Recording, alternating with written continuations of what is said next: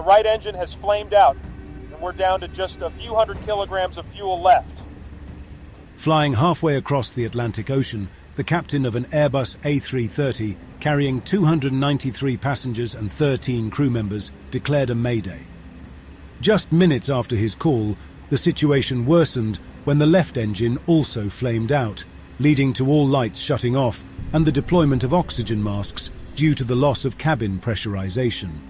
In complete darkness, and with the aircraft's electrical systems switched to emergency configuration, the pilots struggled to control the aircraft, working hard to keep it flying. Meanwhile, the crew quickly prepared the passengers for a potential emergency water landing, aware that their chances of survival were slim. This is the story of Air Transat Flight 236.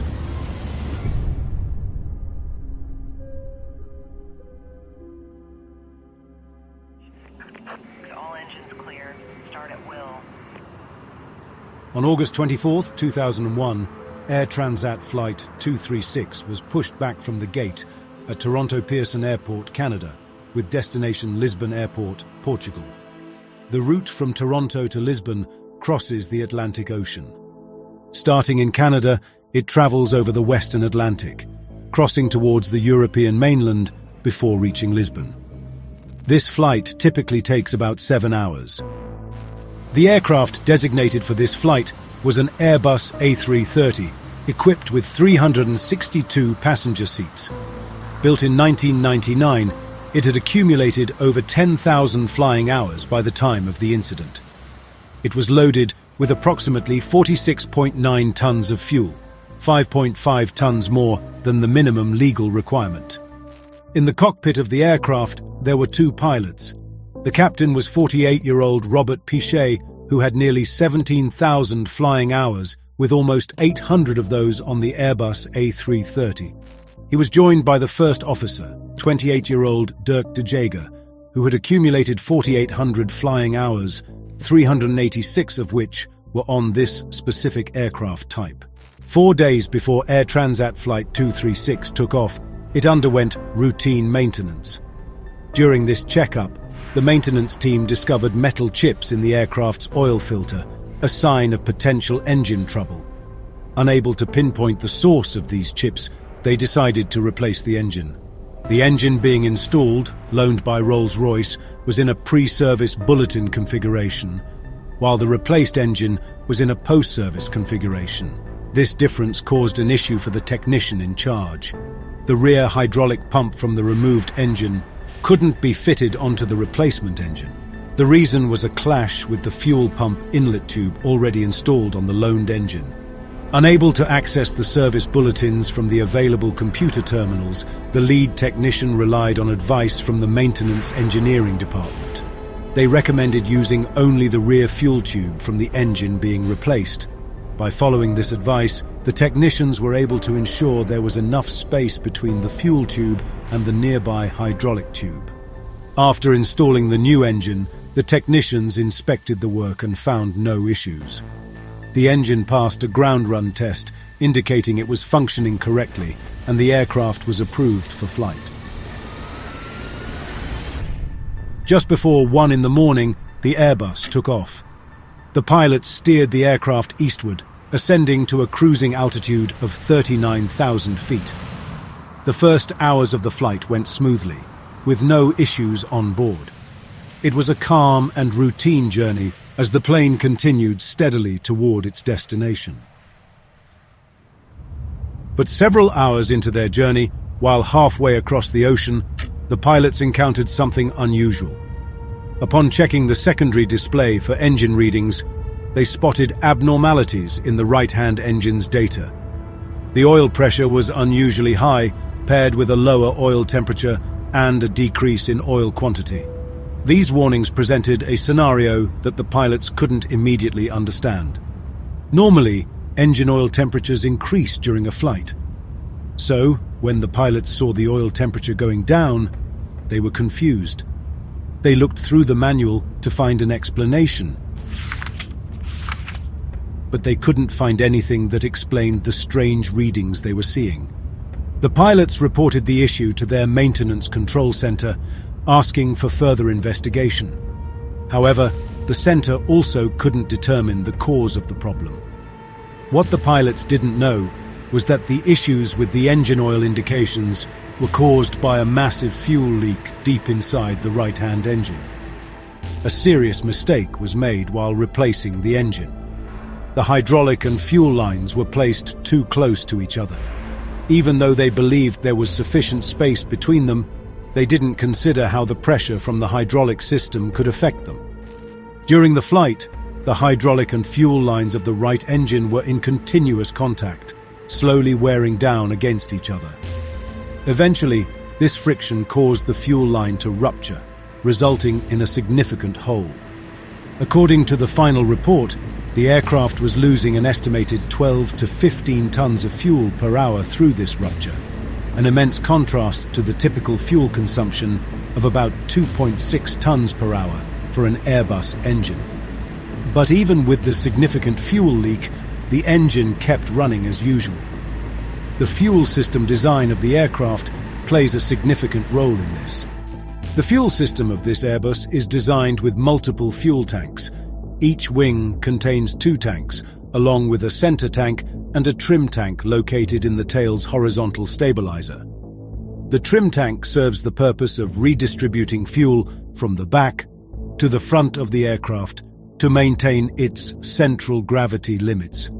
As fuel levels decrease in the wing tanks, the trim tank automatically transfers fuel forward to the depleted wing tanks.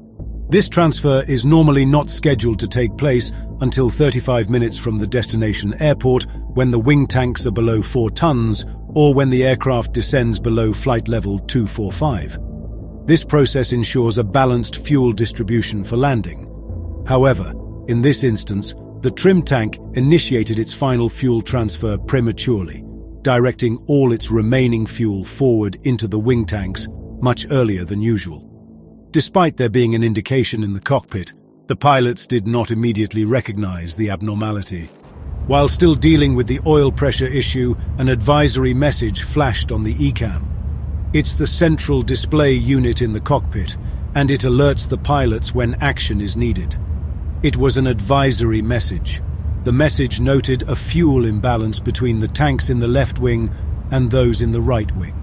A fuel imbalance means that there's more fuel in the tanks of one specific wing than in the other, which is a problem because the aircraft needs to be balanced. When dealing with a fuel imbalance on the Airbus A330, there aren't any specific actions outlined in the ECAM. Instead, the ECAM simply alerts pilots to the imbalance, prompting them to refer to the Quick Reference Handbook for guidance. This handbook is designed to guide pilots through non-normal procedures. Given their familiarity with handling imbalances from simulator training, the captain decided to rely on their experience and memory rather than consulting the Quick Reference Handbook.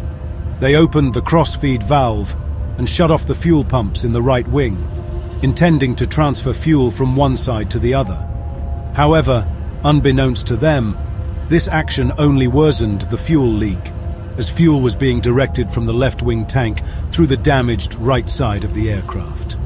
Had they consulted the QRH, the first instruction would have cautioned against proceeding with the checklist if a fuel leak was suspected. Within just 10 minutes, as they watched the fuel levels drop rapidly, the pilots realized that the total amount of fuel remaining on board had fallen below the level necessary to safely reach Lisbon. Facing this critical situation, they began exploring alternative landing sites. In the vast expanse of the Atlantic Ocean, the pilots had limited options. They identified Leges Airport, located on the island of Terceira in Portugal, as a viable diversion point.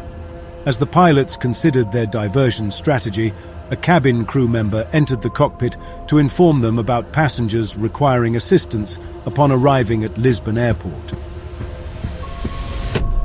The pilots explained the urgent need to divert to another airport due to a technical issue. They requested the cabin crew member to visually check the wings. Following the pilot's instructions, the crew member dimmed the cabin lights for a clearer view and used a flashlight to inspect the wings from the cabin windows. Despite the thorough check, no irregularities were detected. a fuel leak would be relatively easy to detect during daylight hours, but spotting one at night becomes significantly more challenging.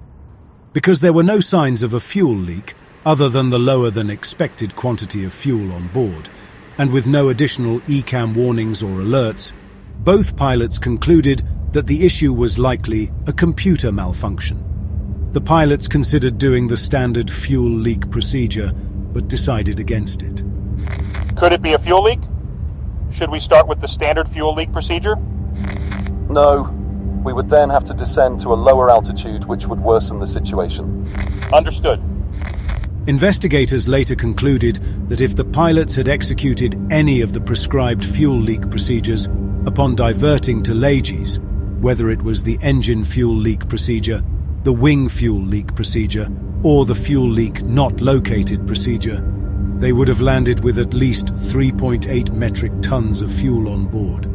The captain's decision not to follow the fuel leak procedure was influenced by a common thinking mistake known as framing bias. This kind of bias happens when people get stuck on one way of looking at a problem and only pay attention to information that supports that view, while ignoring evidence that doesn't fit. In this case, the pilots thought the issue was just a computer error, so they focused on clues that seemed to confirm that idea. Because they were so focused on this belief, they didn't consider other important signs that could have pointed to a different problem. The pilots found themselves immersed in a whirlwind of tasks, communicating with maintenance control, conducting checklists, and coordinating with cabin crew and air traffic control for the diversion. Amidst this hectic environment, they struggled to find a moment to step back and reevaluate their initial assumptions. Despite their recent attempt to address the fuel imbalance by transferring fuel between tanks, the problem didn't go away, and fuel continued to drain rapidly. In reaction to the continued abnormally high rate of reduction in the fuel on-board quantity reading, the crew selected the right-wing fuel pumps to on and the left-wing pumps to off. These selections established cross-feed of the fuel in the right-wing tanks to both engines. The pilots then set a course for Lages Airport. They notified Santa Maria Air Traffic Control of their diversion, citing a critical fuel shortage. By this point, the aircraft was carrying 7 tons of fuel, which accounts for merely 6% of the aircraft's total fuel capacity. As the fuel levels kept dropping at an alarming rate, the captain maintained communication with the maintenance control center. In an effort to resolve the problem, he experimented with various configurations of the fuel system. However, despite these attempts, the amount of fuel continued to decrease. Any remaining doubts were quickly cleared when the right-hand engine flamed out, occurring as the aircraft was at flight level 390 and was 150 miles from the airport. In response, the captain swiftly increased thrust to the remaining engine. Although the aircraft could still stay airborne with only one engine functioning, maintaining an altitude of 39,000 feet was no longer feasible. At this critical juncture, the aircraft's fuel dwindled to a mere 600 kilograms. The pilots realized that they were facing a life-and-death situation. The first officer declared an emergency to air traffic control. Mayday, mayday, mayday! Air Transat 236. The right engine has flamed out, and we're down to just a few hundred kilograms of fuel left. Moments later, the first officer used the public address system to inform the cabin crew and passengers that they would be landing shortly and to prepare for the possibility of an emergency water landing. 13 minutes after the right-hand engine flamed out, and still 120 kilometers from the airport, the left-hand engine also flamed out. As electrical power failed, the cockpit was enveloped in darkness. As the plane descended, the cabin pressure dropped, causing oxygen levels to decrease. Passengers and crew had to put their oxygen masks on. With both engines having stopped working, the aircraft lost its main source of electrical power. A crucial fail-safe mechanism, the ram air turbine, deployed from beneath the aircraft. As the plane moved through the air, this device harnessed the wind to generate a small amount of electricity, sufficient to keep the most important instruments and systems operational. However, the absence of engine power resulted in the loss of wing spoilers, nose wheel steering, and thrust reversers, making maneuvering and landing significantly more challenging for the pilots. The crew finished the procedure for when all engines stop working and started gliding towards the airport. Here, the tower controller flickered the runway lights on and off to help the pilots find their way to the runway amidst the darkness of the Atlantic Ocean. To stay in the air as long as possible, the captain maintained a descent speed between the recommended glide speed and the stall warning speed. This way, he could control how fast they went down. But it was important to stay high enough because once they went too low, they couldn't go back up. But the captain faced additional challenges. He needed to maintain the speed above 140 knots to ensure power from the ram air turbine, while also avoiding speeds over 200 knots, which could complicate landing gear extension.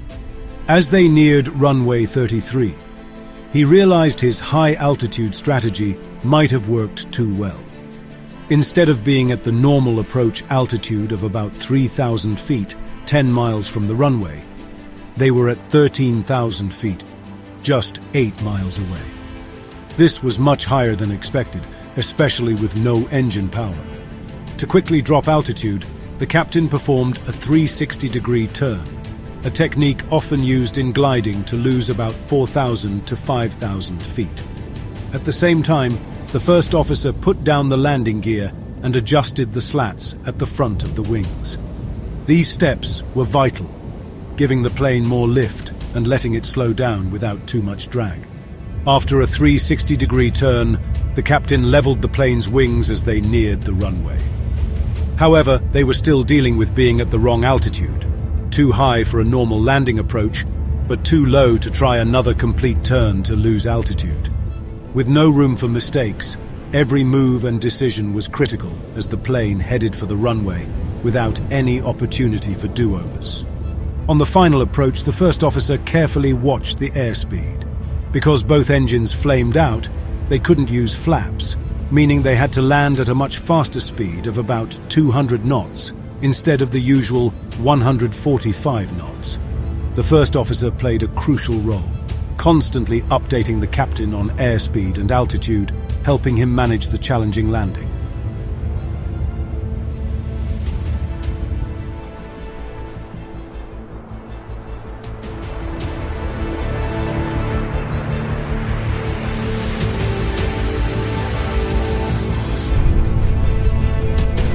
Moments later, the aircraft hit the runway hard, causing 8 out of 12 tires to burst. The plane bounced back into the air before touching down again, almost 3,000 feet from the start of the runway. As the plane sped down the runway, slowing it down became a major challenge. Important features that usually help slow the plane, like wing spoilers and engine reverse thrust, were not working.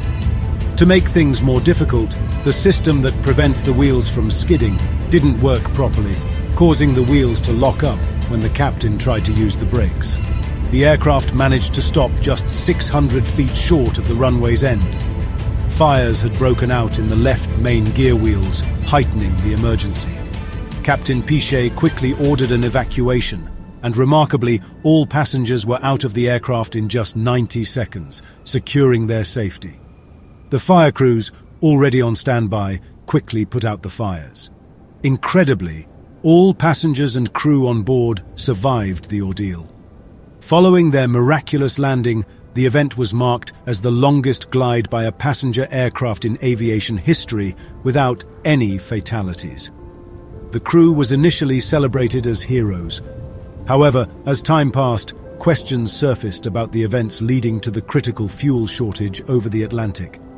Doubts began to circulate regarding the crew's decision-making, especially why they appeared to overlook their instruments' warnings of rapidly decreasing fuel levels. Following the incident, significant changes were made to aviation safety protocols. Airbus introduced a new warning system in their flight management computers, designed to alert pilots to a significant fuel loss, a key indicator of a potential fuel leak. Moreover, training now emphasizes the effective management of fuel leaks and the interpretation of non-normal checklists more strongly. The final report acknowledged the pilot's failure to detect the fuel leak, but praised their exceptional response after the engines failed. It commended the captain for expertly controlling the aircraft during the engine's out-descent and landing, despite the challenging conditions. The first officer was praised for providing valuable support during the glide and landing. The captain and first officer were therefore honored with the Superior Airmanship Award by the Airline Pilots Association. In conclusion, 3 primary factors contributing to the incident can be identified. Firstly, the improper installation of the spare engine was identified as the root cause of the fuel leak. Secondly, the crew's lack of training in handling fuel leak-related imbalances and the absence of such scenarios led them to focus solely on balancing fuel